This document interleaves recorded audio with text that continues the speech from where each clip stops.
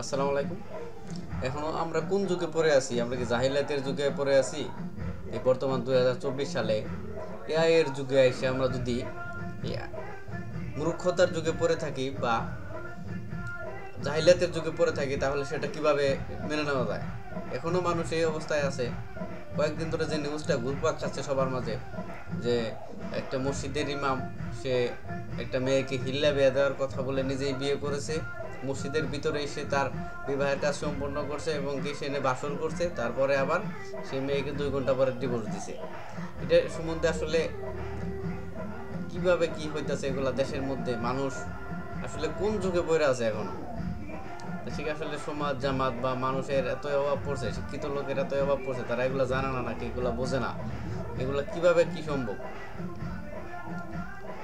যাই হোক, আজকের বিষয়ে আমরা এগুলো শরীয়ত সম্মত কিনা বা কিনা এগুলো একটু জানার চেষ্টা করবো। আসলে এগুলা কোনো হাদিস কোরআনে বা কোনো নবীজির আমলে এগুলা ঘটছে কিনা বা এ ধরনের কোনো হাদিস আছে কিনা এগুলো জানার চেষ্টা করবো। তো আমাদের সাথে থাকেন, দেখা যাক।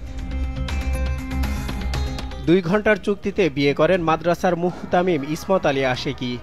বিয়ের কিছুক্ষণ পর মসজিদের ভেতরে সিঁড়ির ওপরে ওই নারীর সঙ্গে সহবাসও করেন ইসমত আলী, যার পাহারাদার হিসেবে ছিলেন ওই মসজিদের ইমাম কফিল উদ্দিন। পরে বিয়ের 1 ঘন্টার মধ্যেই সহবাসের পর তালাকও প্রদান করেন ইসমত আলী। পবিত্র স্থানে এমন ঘটনার বিষয়টি জানাজানি হলে এলাকায় চাঞ্চল্যের সৃষ্টি হয়। পরে ইমাম কফিল উদ্দিনকে বরখাস্ত করে মসজিদ কমিটি। অভিযুক্ত ইসমত আলী আশেকি প্রায় 4 বছর যাবৎ গাজীপুরের শ্রীপুরের ট্যাংরা মধ্যপাড়া জামিউল উলুম কওমি মাদ্রাসা ও এতিমখানার মুহতামিমের দায়িত্ব পালন করে আসছেন।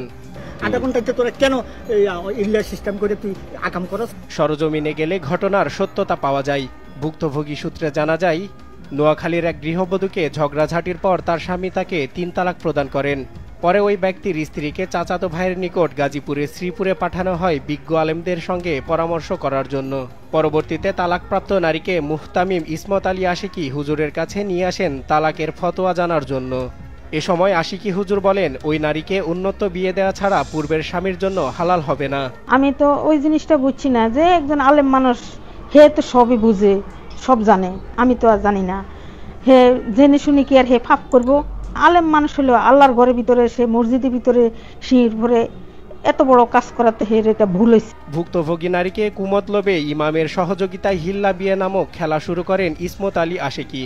পরে নিজেই বিয়েও করেন ওই তালাকপ্রাপ্ত স্ত্রীকে। বিয়ের পর মসজিদের ভেতরেই সিঁড়ির ওপরে সহবাস করেন তিনি। শারীরিক মিলনের পর মসজিদে থাকা অবস্থায় ওই নারীকে তালাক প্রদানও করা হয়।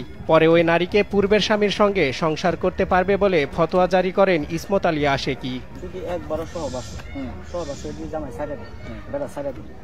3 মাস পরে, আমি বলেছি 3 মাস পরে আপনারা ওই আগের স্বামীর সাথে বিয়ে আসা দেবেন। এ বিষয়ে অভিযুক্ত ইসমত আলী আশিকের কাছে জানতে চাইলে তিনি সম্পূর্ণরূপে অস্বীকার করে বলেন, আমার নিকট তারা এসেছিল, পরে অনুরোধ করলে আমি ওই নারীকে আরেকজনের মাধ্যমে হালাল করে দিয়েছি। কার সঙ্গে হালাল করা হয়েছিল এমন প্রশ্নের উত্তরে তিনি বলেন, ভুক্তভোগী ওই নারীর স্বামী বিস্তারিত শুনে আলেমদের সাথে পরামর্শ করলে জানতে পারে চুক্তিভিত্তিক হিল্লা বিয়ে শরীয়ত সম্মত নয়। ইসলামে নির্দিষ্ট সময়, সেটা 2 ঘন্টা বা একটা নির্দিষ্ট সময়ের জন্য বিয়ে করে তাকে আবার তালাক দিয়ে দেওয়া, এটা সম্পূর্ণরূপে হারাম। অর্থাৎ কেউ কন্ট্যাক্ট ম্যারেজ যেটাকে আমরা বলি, একটা নির্দিষ্ট টাইমের জন্য, এটা সম্পূর্ণরূপে ইসলাম হারাম করেছে। এটি প্রতারণার শামিল।